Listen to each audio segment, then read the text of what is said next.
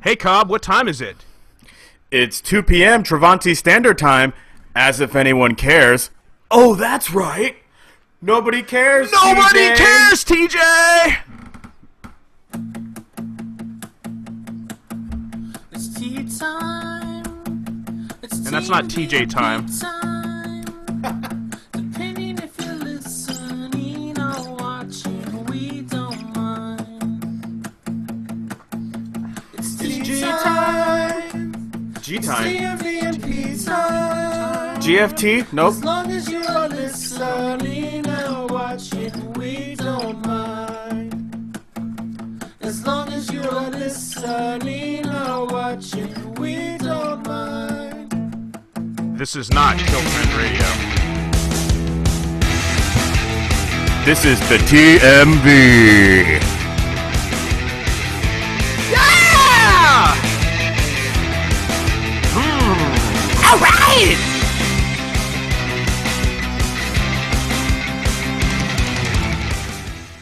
Welcome to the Tweeting Mohr videocast with Brad, Hutchings, and Jay, Cobb. We're videocasting live on YouTube today from 1 p.m. to about 2 p.m. Pacific. That's Pacific time, not TJ time. We're going to have a great time today in Pacific time. If you're watching this, please share a link with your friends. How you doing, Cobb? Great to be live on YouTube with the TMV, Brad. Hey, everyone out there in Mohrland. Welcome to the Tweeting Mohr videocast, home of the premier source of sports fan fiction.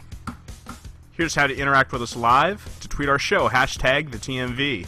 GoToMeeting ID today is 141-118-061. So, hashtag your tweets, the TMV. GoToMeeting ID is 141-118-061.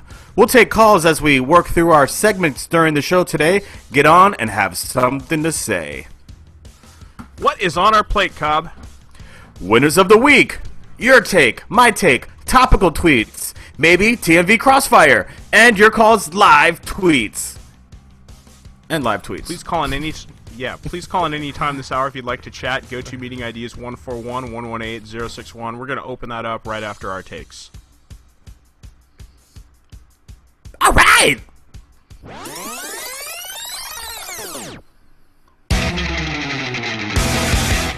Winners of the week. Salahondro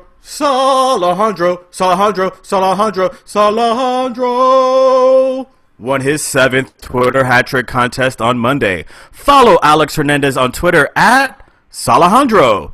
You are a hat trick winner. Tuesday, new guy. TP Rich put his name on it. Follow TP on Twitter at TPRich72 and track his recovery. TP, you are a hat trick winner.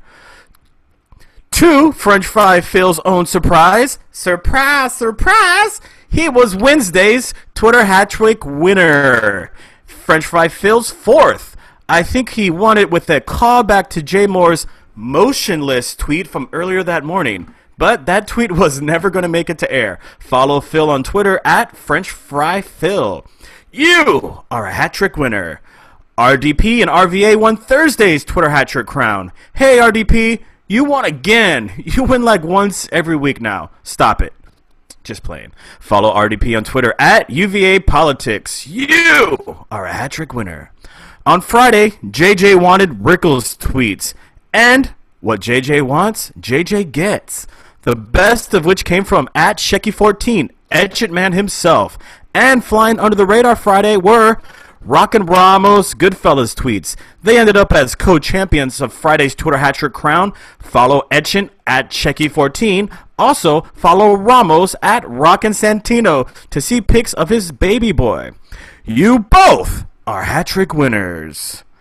Also on Friday, Jay Mohr blocked 3 Twitter hat trick club members for bad heat Carusos. Man of Letters, The Great Bludini, and Anthony Harden. Just like he said he would. Bludini ended up calling the show to get himself unblocked. No word on Man of Letters or Anthony Harden getting unblocked, but I assume JJ unblocked them both anyway. Brad, did Jay Mohr block anyone else recently? Well, yesterday we had a guy named, I think it was Brian Taylor. You know, I wrote it down here, and Evernote seems to have lost it in our little editing. But that aside, I think his name was Brian Taylor. not to be confused with Jay Taylor Gang, and absolutely not to be confused with Jay Taylor.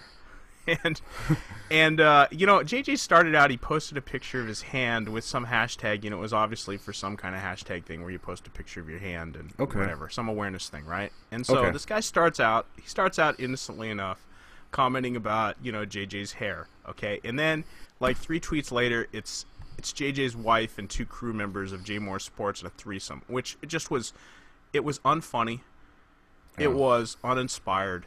And, you know, most of all, it was unkind. There's no reason for that. You know, I mean, if every time JJ takes to Twitter he gets that, you know, how long is he going to stick around on Twitter and, you know, entertain us and stuff? And, you know, I know he's got a thick skin, but, you know, that's kind of ridiculous. When you post a picture and you get that, that wasn't an invitation for that stuff. So, yeah, a bunch of us blocked him. A bunch of us sent him pictures of our own. And basically within about 10 minutes his tweets were deleted because he realized what an ass he was. So that's the power of Warrior Nation. Yeah, right on. Appropriately.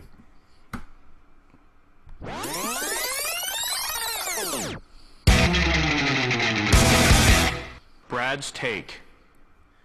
This week I'd like to talk about the horsies. Listen up, horsies and horsey people. You suck me in and then you completely disappointed. Let me enumerate the ways. Number 1, Bob Costas' face on HGTV is a travesty. He was only a good-looking man when he had that boyish, perky Katie Couric face. Now he's getting to be an old man who's had too much work done and too much makeup applied. It's not even cute that he looks tall next to these monkeys they get to ride the horsies.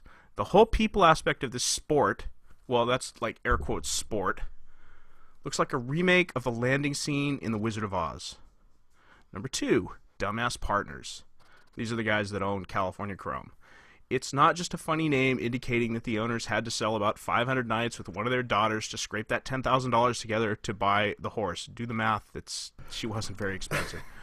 The purple and green is an awful colorway, and the monkey wearing a color-coordinated Breathe Right strip in reference to what turned out to be a complete non-controversy was stupid, and it wouldn't have even been noticed by viewers without HGTV.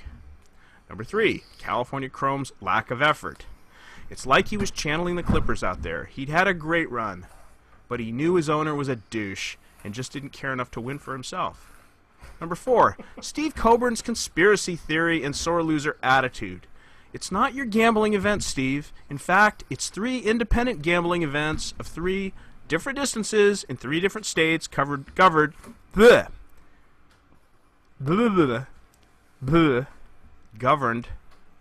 by 3 different state gambling regulators. Students of civics recognize this as federalism, Steve. You're really damned lucky the state highway patrols even let your pickup and rusted horse trailer travel on their roads. Number 5, New York City. If the city is so wonderful, why do all of its people live in Los Angeles? I know this is a really sensitive area, but it needs to be said. The rest of the country feels for you for the 9/11 tragedy, but you can't parlay that into us really giving a damn about you. Wall Street's and Pennsylvania Avenue, yes, I'm calling you out, DC too. Influence on this country and the world is ebbing. The new centers of influence are Hollywood and Silicon Valley, entertainment and technology. Anyway, horsies, you sucked me in. I wanted to witness something historic, and I realized every reason I hate your silly East Coast betting trifecta. Wilbur! I think I could hit on your point about a short Bob Costas and his overmade face on TV, or I could have rebutted that with some. You know, did you see Josh Elliott? He's like 6'4", 6'5", something, and he's towering over these jockeys who are like 5-0. I was like, that didn't make for good TV because it's just the aspect ratio on those two was just way off. Exactly. Josh, take a knee. Yeah, take 2 knees. Yeah. Maybe sit down. Hey, why don't you just take a seat and he could you could just hand over the mic while he's standing next to you. Right, the little monkeys can sit on your lap or something. Yeah. Maybe ask for Santa for a Christmas gift or something. Or we could talk about hey, like what a great accomplishment it was that Belmont Stakes let or not the Belmont Stakes itself, but what is it? The ushers who actually let California Chrome wear the Breathe Right nose strips. Remember what a big story that was 2-3 weeks ago, and how a non-story it was at the completion of the race. Like no one cared anymore. But what I really wanted to talk about, Brad, is the mess that the parking situation created. Did you hear or see anything about that? You know what? After California Chrome disappointed us, I turned it off. I just turned it off, not just literally on the TV, but figuratively in my mind. In your mind and everything. I've been paying no attention. Apparently, all the cars parked at the Belmont Stakes, so like parked on dirt. At night, at the conclusion of the race, there was no parking lights in the parking lot. I shouldn't even call it a parking lot. I should call it like a dirt lot. There was no security. There was no parking attendants or anything. People were just idling in their cars for over 2 hours. Some people just got up and left their cars. People weren't able to leave the Belmont Stakes. You know what we need for this? You know, for that description, we need rodeo music. That sounds like an equipment rodeo, demolition derby. Dun, dun, dun, dun, dun, dun, dun, dun, dun. No, that's it's not yakety sax. You know what I'm talking about. We just need some good old demolition derby music. That's what we need. What it doesn't sound like it's the sport of kings. You know, it sounds like it's the sport of like Ford Escorts or it's a Tundras dying, or whatever. It's a dying gambling ritual is what it is. And at least on the East Coast, you know, it's pretty. Santa Anita's pretty interesting, but you know they can't seem to get a corner on this. They can't make like a fourth leg to the Triple Crown or something like that. And as Franco Hita says, he hasn't seen Wilford Brimley look that PO'd since they pulled his oatmeal commercial. Yeah, it was a really bad. You know what? This was a bad accident on the side of the road. By the way, thoughts and prayers to Tracy Morgan and his crowd. I'm not talking that way. I'm talking figuratively here. Yeah, this was a bad accident on the side of the road that you had to look at, and really, there was nothing there to really impress you. It was just a long wait in traffic to see absolutely nothing. So, I'm done with horse racing. Yeah, I think it's time for like the Preakness. Like, they should really that should be more involved in this so-called Triple Crown race. Like get the Preakness involved, get like you said in your take, the Santa Anita, get that involved, and get these like arbitrary races out of it. Yeah, the Preakness is the second race in it. I think the point is that the Triple Crown will always be the Kentucky Derby, the Preakness, and the Belmont. But if the sport's going to grow, I'm thinking of something else then. Damn it. It's got to grow way beyond the Triple Crown, and you need to have like the Santa Anita Stakes or whatever they call it. They need to get that going. It needs to not be so concentrated Kentucky, Maryland, and New York. Okay. It's too close to I'm thinking there's a precursor to the Kentucky Derby that I'm just like completely spacing on right now. But I don't know enough about it. I just know I'm not going to watch it again. I'm not going to get sucked in. Never again. It's every other year. Two legs in, and then the third leg falls off. Yeah, and California Chrome's like his fifth leg fell off there. By the way, I had a great joke for this, which is that basically winning and losing at Belmont is like $1 million an ounce difference in what they're going to sell that horse's sperm for. But regardless of what they sell it for, knowing the owners, it's going to leave a bad taste in somebody's mouth. Okay, I'm done.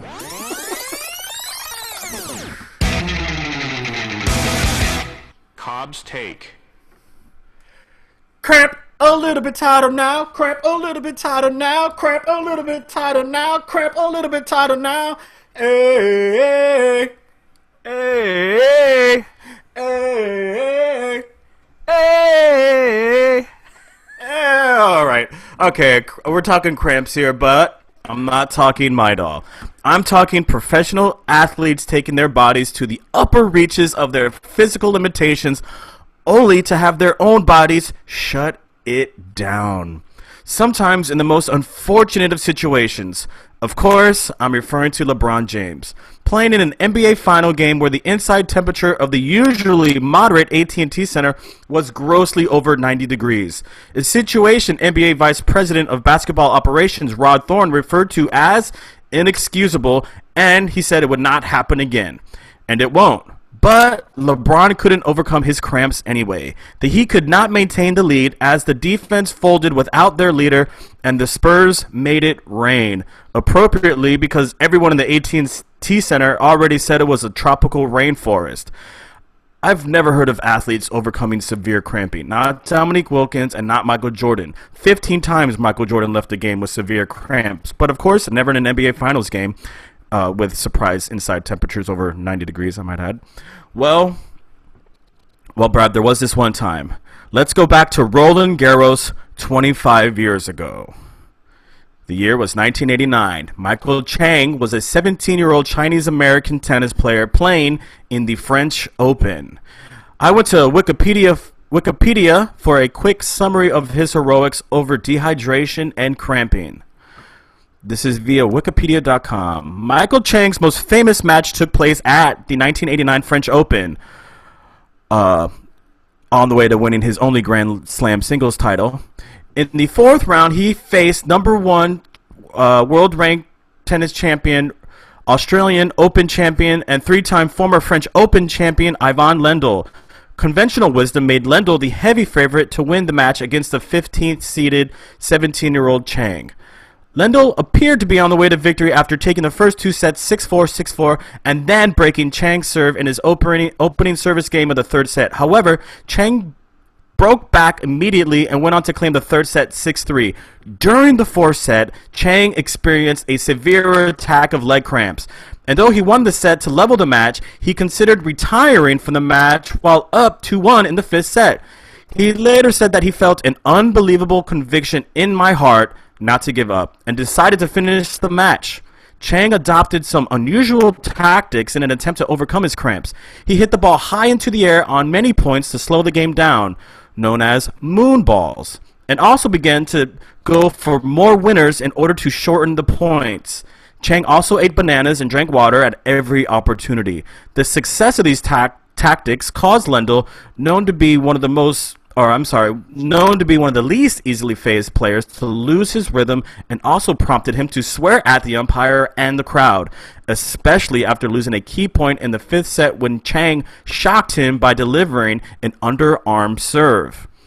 Chang continued to suffer from cramps, but managed to take a 5-3 lead in the fifth set with 2 match points on Lendl's serve. Aiming to break Lendl's concentration one more time, Chang stood well inside the baseline, almost at the tee line in the center of the court while waiting to receive Lendl's serve. The crowd started laughing at the bizarre situation, and Lendl seemed to think everyone was mocking him. The tactic worked, as Lendl produced a double fall to give Chang the victory 4-6, 4-6, 6-3, 6-3, 6-3 in 4 hours and 37 minutes. Chang sank to his knees and broke down in tears at the conclusion of the match. 7 days later, he went on to win the French Open. I'm not going to say what it is in French. I can't. And becoming the youngest male champion in Grand Slam history at 17 years old. The match was played on June 5th, 1989, just 1 day after the height of the Tiananmen Square massacre. Chang has frequently noted the impact of the massacre when recalling his French Open victory. Speaking of the French Open, Brad, $2.244 million for both the men's and women's single champion. Here's the catch. Women only have to win 2 sets, whereas the men have to win 3. So, Brad, question for you. What would you rather do? Play 3 sets for $2.24 million or play 5 sets for $2.244 million? I know one thing. I'm putting a tennis racket in my baby girl's hands the second Snowbeams pops. Well, I'll tell you this. The first thing after our podcast is I'm going to tweet this figure with hashtag #YesAllWomen. Equal pay for equal work. You know, it's not equal work. Well, I know it's not equal work, but that's the point. They're getting equal pay for unequal work. Yeah, that's what you should tweet. We want equal pay for equal work, not equal pay for unequal work. I want to see them go 5 sets. I mean, presumably the reason the women go 3 sets instead of 5 sets is because somebody thinks that women can't handle all that physical activity. I want to see this. I want to see women passing out. That's what I want to see. $2.24 million, $2.44 million, whatever it is. I want to see him passing out. I want to see him cramping up and passing. Yeah. I want to see somebody die on the tennis court. That's what I want to see. Well, for $2 million. I mean, the stakes are that. I want to see if they're willing to do it. And not really die. I want to see him taken to the hospital for that. That's what I want to see. But that aside, okay, that's just my that's just my purient, approach to sports and whatever, which is just kind of sick. And at least I admit it. The rest of you won't. Hi, Snowbeams. How you doing? I want to see equal work for equal pay. I'm all about equality. By the way, it's just one thing. By the way, real quick. are you sure you're Chang talking about didn't people? Chang did deliver. Well, are you sure he didn't deliver a reach around serve? Because previously no, it was we underarm. Well, no, because you had. What did you have? You had something about broke back. Chang broke back, and then you had another. Oh yeah, broke back, moonballs, and reach around serve. Underarm serve. Jerk. I think it's a little. I think it's a little subtlety. Let's talk about your comments here. I think it's a little too soon for you to be talking about women dying on the courts of the French Open. Like, do I need to remind you of Monica Seles? Yeah, but that wasn't her. I mean, that wasn't because she played 5 sets. That was because we had ridiculous fans, which we were talking about in the previous segment. With or in the winners of the week, the fans get out of hand and they don't know their spot. And whether it's sports or comedy or Twitter or whatever else, fans need to keep under control. I think we can agree on that. Yeah. Did you hear in other Monica Seles news? Apparently she's engaged to a 79-year-old billionaire. Wow.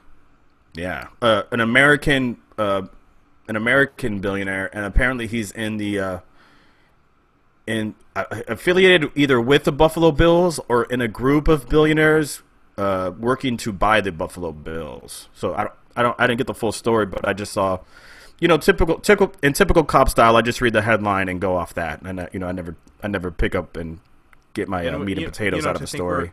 To think we were laughing at that 35-year-old guy with his 91-year-old girlfriend, and yet Monica Seles can do that, and it's it's some sort of a moment in women's equality or something. I don't know. I don't get it. Yeah. You done? Yeah, if you want me to be. All right. All right, before we go on, Cobb, do you want to test do we want to test GoToMeeting here, or do we really care? I don't have anybody. You want me to use my phone to test it, or? Well, I don't see anybody on there, and my phone battery is low, so we're gonna get that hiss because I got it plugged in. But I think, why don't we just, if somebody comes on, then let's test it mid. We'll finish the segment and then test it at that point, okay? I can sound check it real quick. I can just mute my microphone and give it a shot. All right. I'll tell you what. Why don't you do that? I'll turn it on here. Where this isn't going to go on the podcast, so those of you watching live, give us a minute. We didn't get to test this before the show. We'd like to have callers. Where did I put GoToMeeting? Now you can hear the disgusting hiss. Here we go. I'll just turn it off. All right. I'm gonna mute my mic, and then as I dial in. By the way, if you're listening to us and you'd like to talk to us, you can get on GoToMeeting. That would be meeting ID 141-118-061. We'd love to hear from you. We'd love to make our show, your show, our show. This will all be cut out of the podcast. Oh, TJ's coming on. How you doing, Cobb?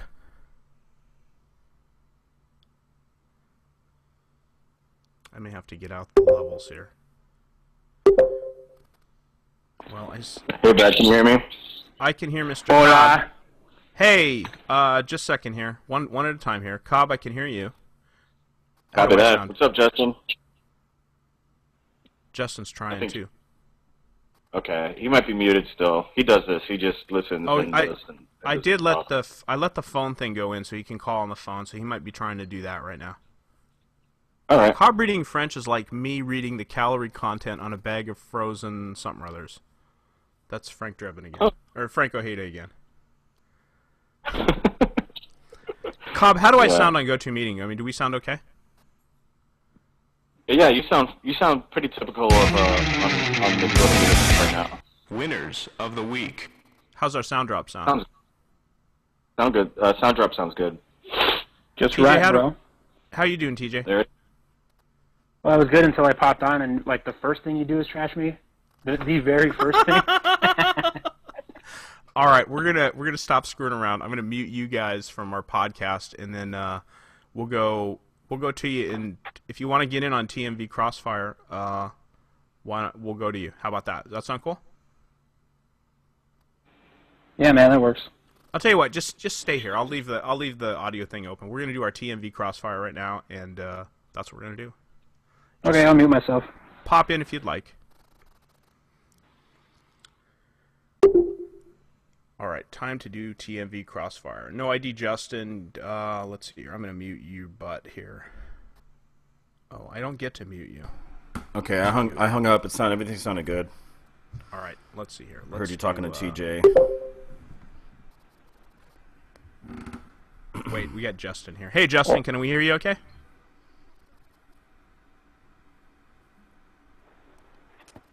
I don't know. Can you hear me?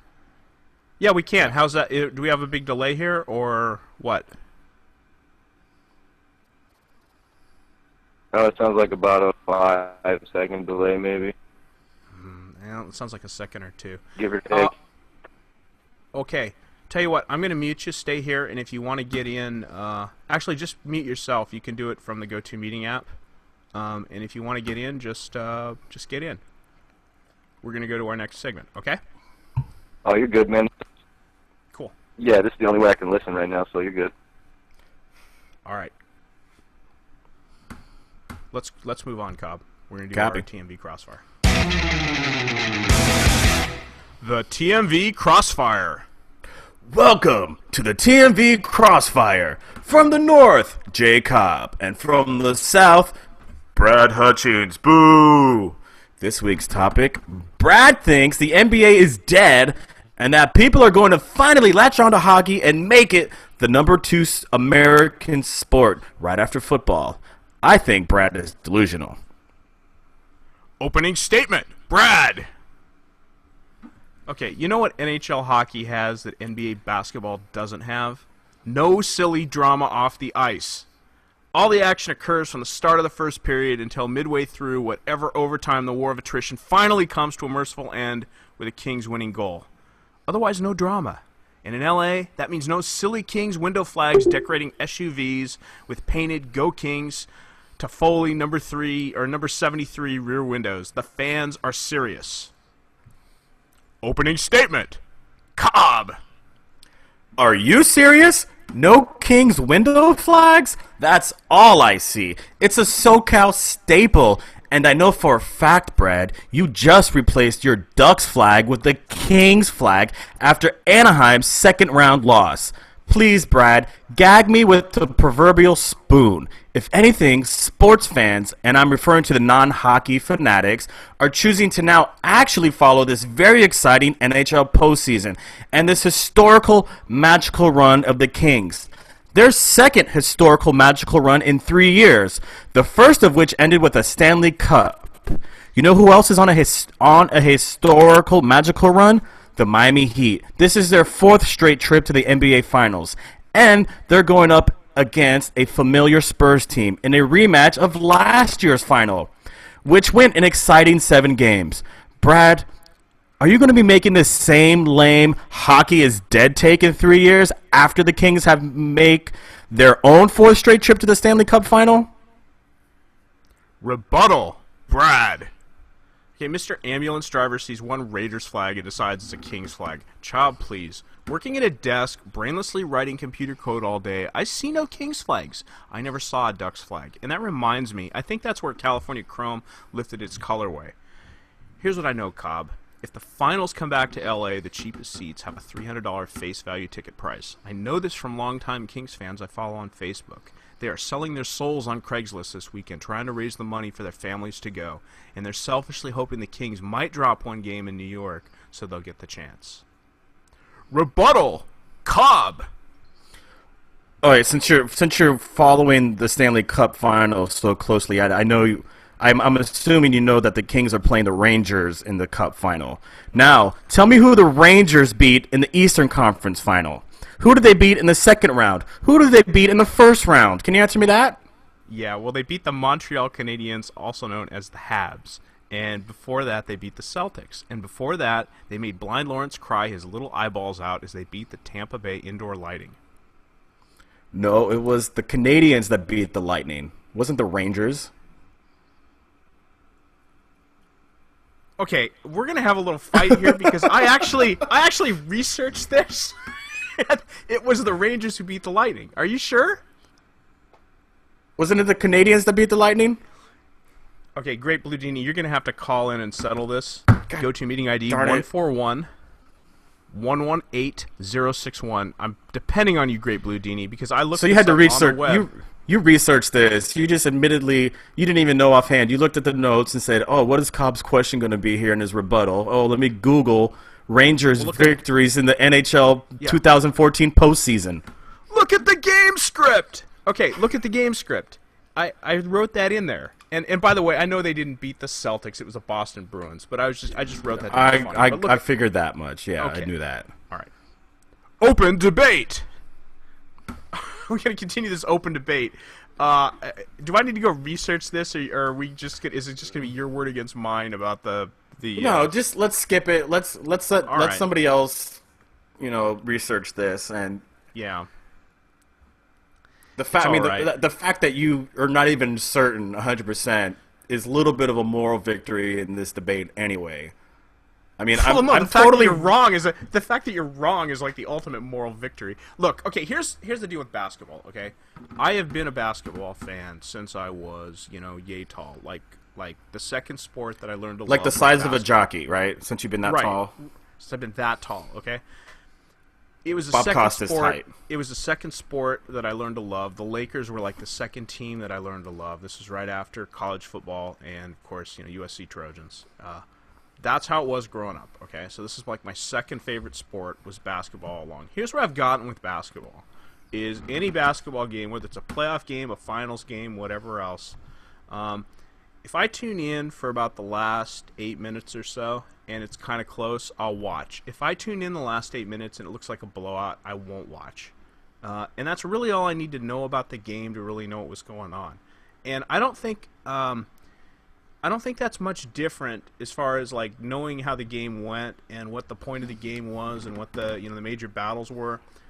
I don't really think that's different for anybody. It's just a matter of, the serious basketball fan now, will go through a 12-pack of beer watching 60 minutes of this stuff, plus the halftime commentary. Enough, 60 minutes, 48 minutes of this stuff, plus the halftime commentary. And that's, they'll enjoy the whole game. Really, I don't see investing a whole afternoon or an evening in a basketball game. Last 8 minutes of the game, that's fine, but not much more.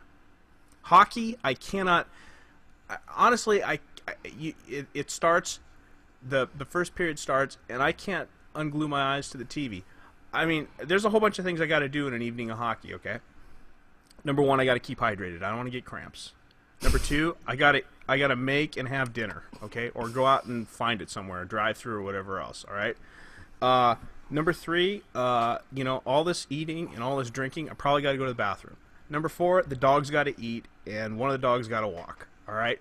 And I got to get all this stuff done while a hockey game is going on in the evening. And I cannot take my eyes off the game. And if the dog is barking or whatever else, and there's 4 minutes left in that first period, which turns into about 5.5 when you mix the last time out and whatever else, dog's going to bark for 5.5 minutes. That's just how it is. They're just going to have to wait because that action is so intense, I don't want to keep my eyes off it. Rebut that. Well, you say the end of these games is just like 2 minutes lasts like 2 minutes. It doesn't go on for however long like an NBA game does. The fact of the matter is Game 1 and Game 2 of the Stanley Cup Final went in like an extra hour. Yes, they did. Yeah, Monk did not get a walk last night because I could have. It was kind of cool. I did notice that both iHeart and TuneIn Radio offered Stanley Cup Finals live that you could listen to, which means I could listen to it on the on my cell phone. I don't have to take a radio with me or whatever else if I wanted to walk. But honestly, I just wanted to watch it, and it was dark by the time it was all over, and Monk didn't get a walk, so he had to wait till this morning. So hockey is to blame for your dog neglect. Hockey is to yeah. I think there's probably a lot of neglect going on because of hockey. Absolutely. I don't think your dog's gonna make it through 7 games of this series. You better hope that it only goes 4. I think I can walk him on the off days for sure. I walked him this morning. It's all good. I don't know. Are we done with open debate, or do you have something you want to add about why basketball really matters anymore? No, keep going. Well, no, I mean you can keep going. I put my whole case is out on the table here. I'm just wondering if you brought one. I'm standing by what I've already said. I'm just gonna put everything on my closing arguments. Okay. Concluding thoughts. Basketball is dead until the Lakers and Celtics matter again. Nobody outside of San Antonio, Miami cares about the NBA Finals for the basketball. It's only interesting for ancillary drama like broken air conditioning and league hydration rules. Typical Brad argument. If it's not happening in Brad's backyard, it's irrelevant. Is basketball without faults? Of course not. The end of games drag on far too long. New players are far too underdeveloped coming out of college with the current one and done. But the current commissioner, Adam Silver, has already proven to be a formidable leader, and he'll certainly address these issues head on. Bottom line, basketball's reach is far and reaching, nationally and internationally, and the NHL is still recovering from when they shot themselves in the foot in the 90s when they demanded more money from ESPN, and the worldwide leader said, fine, adios. Here's hoping Gary Bettman doesn't try the same thing with the upstart NBC Sports Network. Otherwise, hockey, despite a glorious 2014 postseason, is again headed back to the dark ages. And I think even long-suffering hockey fans will agree with that. Not just the hockey Johnny-come-latelys like Brad Hutchings here. Oh, you gotta just fit in French Fry Phil's band. I get you. Hey, TJ, why don't you get on with us and tell us what you think about this? Who won this debate? I was supposed to be listening to that. TJ's just going to come on and plug his show. He doesn't have anything to say to us. No, I'm kidding. I agree with the fact, like, here's the thing. I on the screen it said that Brad was talking the whole time, so I wasn't totally sure who was saying what. But whoever said that the NBA is not really going to matter until, the Lakers and the Celtics are relevant again, there's definitely, some truth to that. Even in Denver, like what year was that? Like 94, whenever the Nuggets made it to the playoffs finally against Seattle. Like it was huge back then, That's when I love basketball. I tapped out when, the bullshit with, excuse me, I didn't mean to curse, the stuff with Iverson and all these ballas, these players started happening. I'm like, you know what? I don't really care about this stuff anymore. Shaq was dominating. Kobe came out. Like, it just was a given that all these other teams, including Denver, for a lot of years wouldn't matter. So, I mean, I think you're right that if it's not your team, not your town, or you're, more like Brad said. I hear a lot of like what Brad Lakers, said here. Celtics when I first got in. So if it's not those teams, then why would you watch? Who cares? Yeah, TJ, you need to say something positive about something Cobb said, just to keep him happy here. I don't know who was talking. It just said you were talking the whole time. Yeah, I know. That's because it feeds out of my audio. Sorry about that. Yeah. No, it's all right. Well, Cobb, go again. Like what? I'm sure you made just amazing, salient, and fantastic points. Really, he didn't. TJ already has me like flipping my thoughts here. I'm like, what did Brad say again? I want to hear more what Brad said. I think Brad was on point. Let's only consider two teams here in the NBA as potential great follows for an NBA postseason. Yeah, that makes a lot of sense. Yeah. Well, and to me, like the thing about it used to be, the one-on-one matchups. It was Isaiah, it was Michael, it was Magic, and now it's these like, it's just like watching wrestling. I'd rather watch Stone Cold beat the crap out of people than watch like The Shield. I don't know if you guys know what I'm talking about, but three dudes, getting after each other. Like I don't care, Well, that has been another edition of the TMV Crossfire. Anything you want to plug? TJ. Anything you want to plug, TJ? Oh yeah, plug something, TJ. Nah, man, that's not what I'm using your show for. I just wanted to say yeah, absolutely. You're on Monday. So. You're on Monday on Kill Trend Radio. What time? I don't know when the next one will be yet. It's real touch and go, but yeah, the live ones you'll see events on Facebook. So. Got it. All right, you'll let us know. Very good.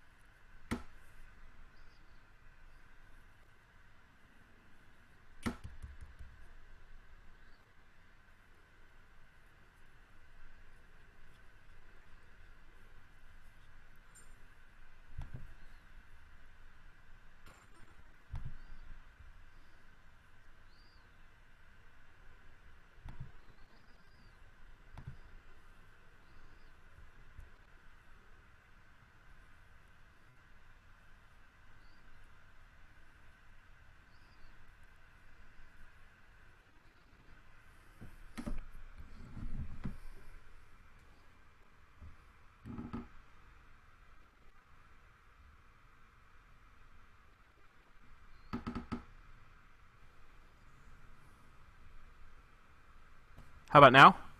Yeah, there you You go. got audio now? Yeah, we're back. Okay, I just had to reset it in Hangouts. When did you lose audio?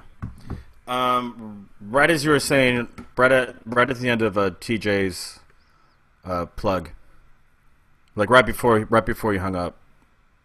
Okay, so we probably didn't get all of. So he got cut off. Is that what you're saying? I don't know if he got cut off. My audio got cut off. I couldn't hear anything anymore. I think I heard him in his entirety, and then it went dark. Let's set his stinger up, and then let's set the tape rewind, and then his stinger, and then we're gonna do live tweets. But first, let me share my screen.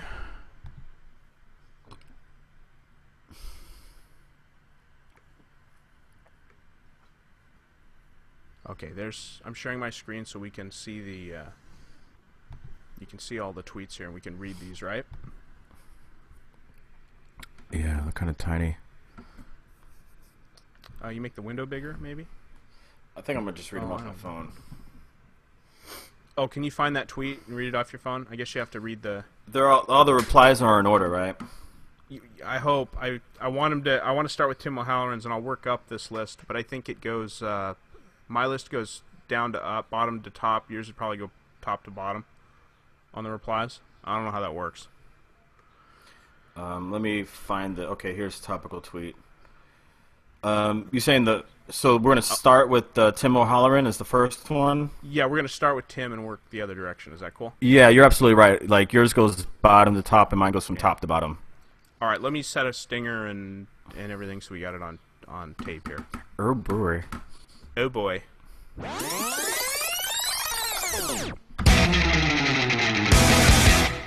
Topical tweets.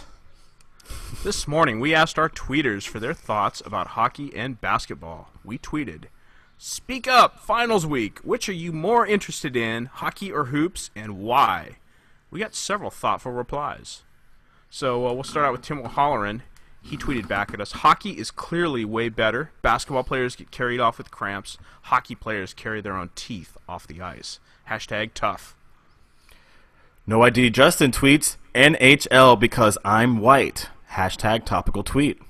Now that's really an interesting perspective. I mean, I know it's said in jest and whatever else, that hockey's a white sport.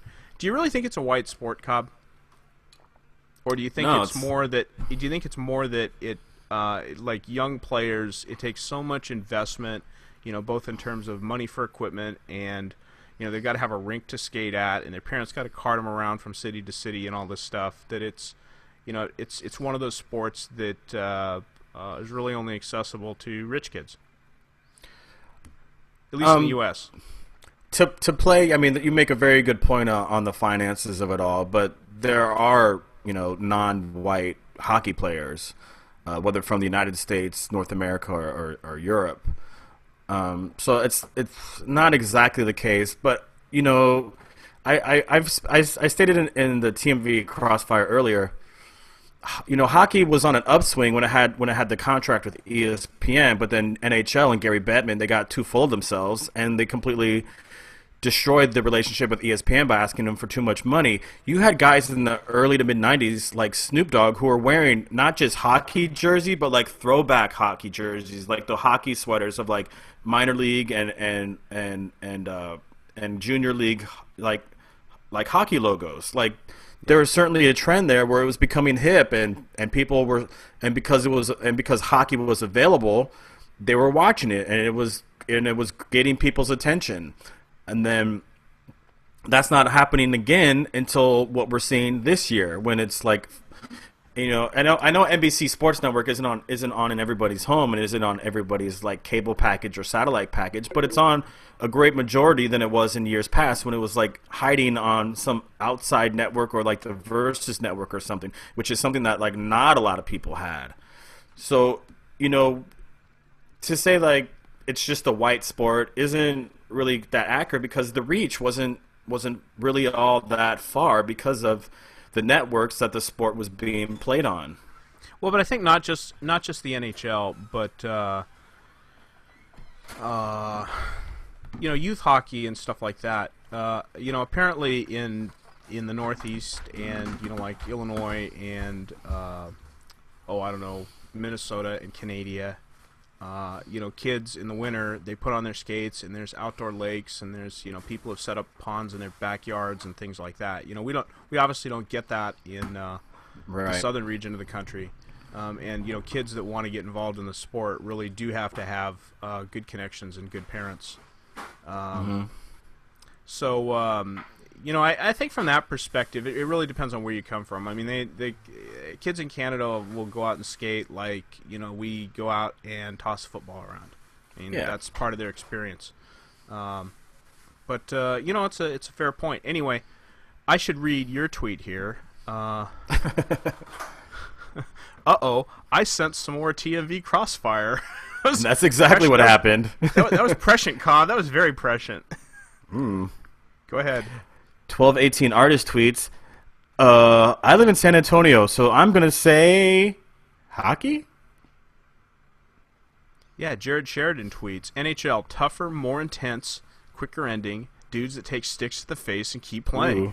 I'll watch both, but force me and I'll go NHL. And by the way, 1218 makes a good point, which is, if you're in those cities, you're definitely into the basketball right now, for sure. DJ Carlisle tweets, hoops! My love for basketball cultivated since an early age. I'm just now slowly beginning to enjoy hockey, and I think that goes to what I said earlier. Yeah, I think hockey has taken me. Last year, meeting Drew and Blue online through Twitter Hat Trick Club and stuff. I think that had a very, very big influence on me because I could see two knowledgeable people talking about the sport, and that really caught my attention. And of course, watching it with knowing a little more about it this year, it's been a lot more interesting. But yeah, it's personal question, Brad. Yes. Are you still a duster? I'm still a duster. You're still a duster? I need to get a D hat. That was a great moment in TMV history. TMV history. I think you have Beth. I do. Hockey for me growing up, but I've got to basketball now if I want my 16-year-old to talk to me. # Southern Boy. That's a good point. I go Yard and BP. Hoops. Because my interest in a sport is based on the number of memes created by 12-year-olds on my Facebook timeline. Wow. Yeah, it's been pretty crazy with must LeBron be pretty and popular. Yeah. Adrian Sherman tweets, definitely hockey.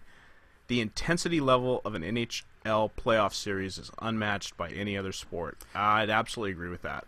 Well, that's not surprising coming from a guy from Tampa. So we've of course discussed he's going to say hockey.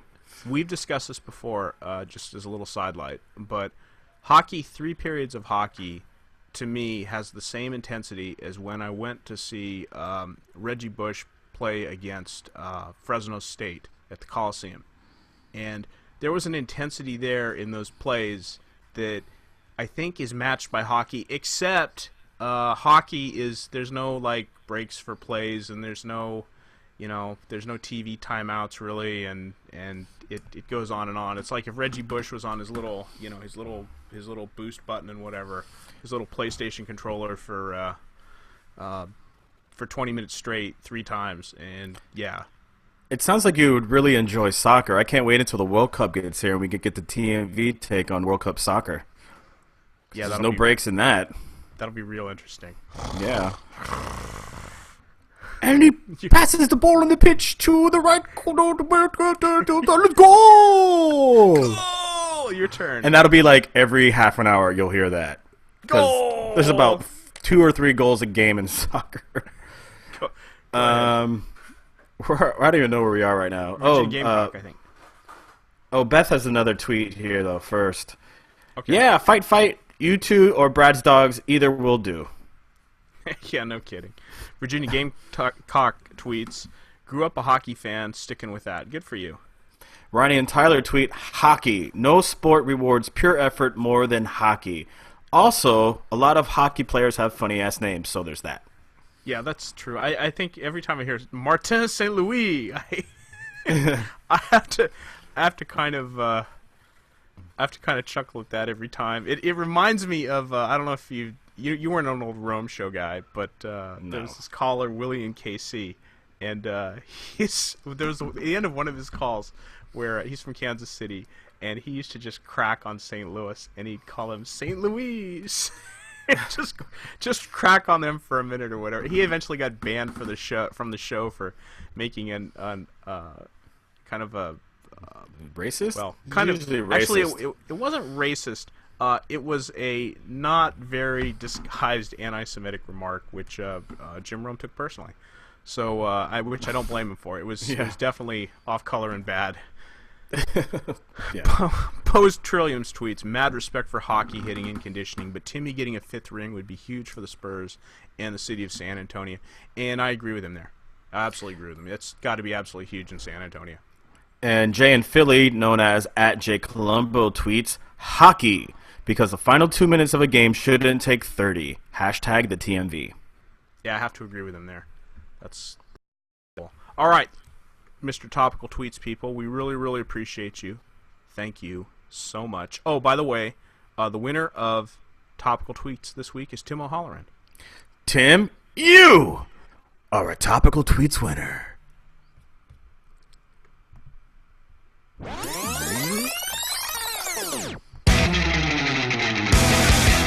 Your calls, your tweets, our topics.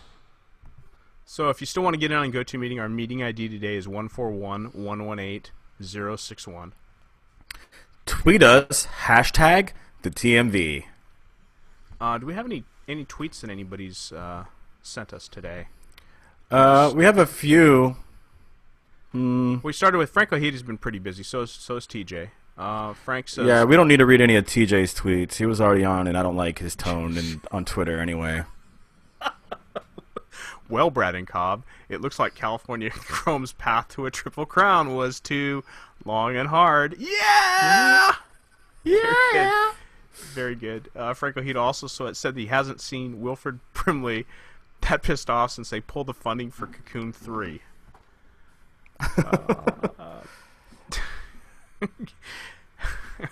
Frank O'Heath is, he's got a great avatar, which is LA Kings logo there.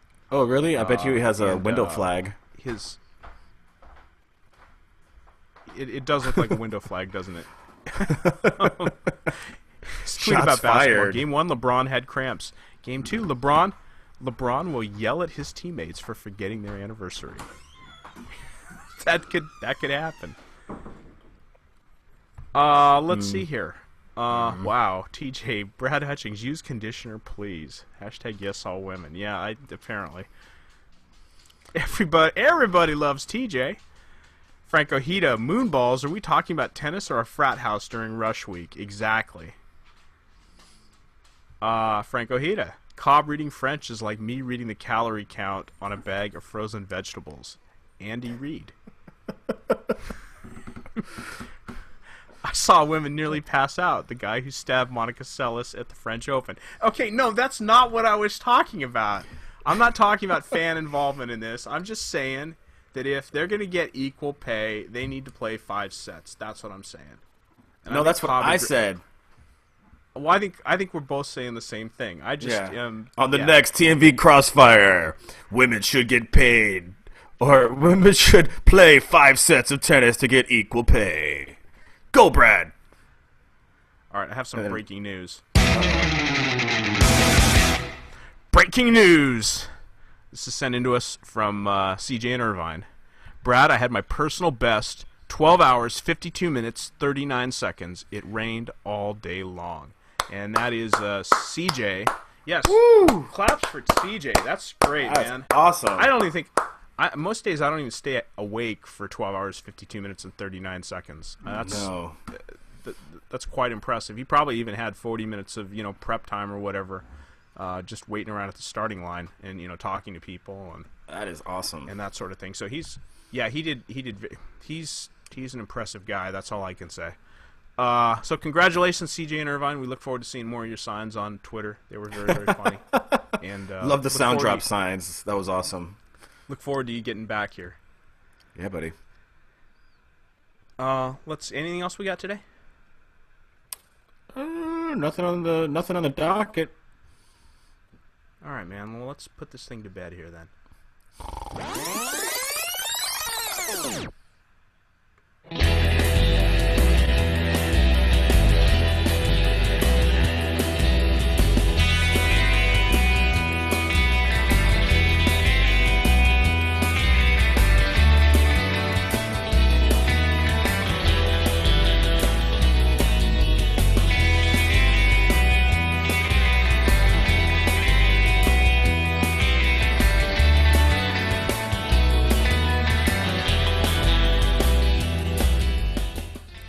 Thanks to the callers and tweeters for participating live this afternoon. Thanks, TJ, for calling in. Thanks, No ID Justin listened on GoToMeeting. And thanks to Cobb for testing GoToMeeting. That was good, although it won't make it to the podcast. And thanks to listeners, whether you listened live or on the podcast, for giving us an hour of your time. Thanks to Jay Cobb for doing the video cast with me. Thank you, Brad, and thanks to all the hipster hockey Johnny-come-lately fans who came to Brad's defense in the TMV Crossfire. Please let us know what you thought of today's show on Twitter. Hashtag TheTMV. The edited podcast will be up on Monday evening for you to enjoy during the week. We'll see you next Sunday at our regularly scheduled time for another fun hour of the TMV. And I owe you guys a couple of past podcasts. One is already up this morning. I'm going to have another one up pretty quick here. And then this one will be up by Monday evening this time. Sorry, it's been a busy few weeks for me. Anyway, take care. See you, Cobb. Late!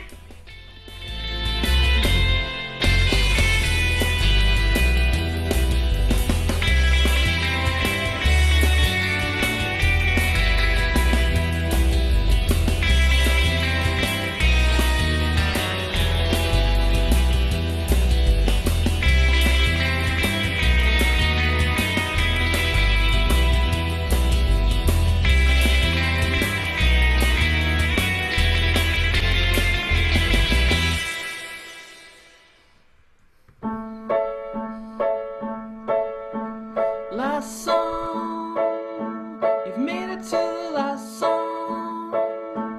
Only means you're listening or watching to the end.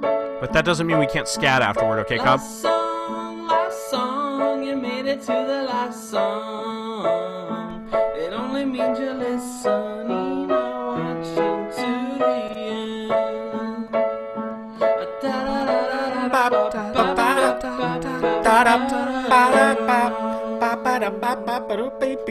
Yeah.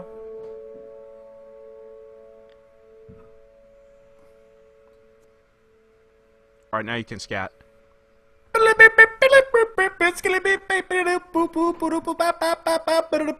TMB. Good night now.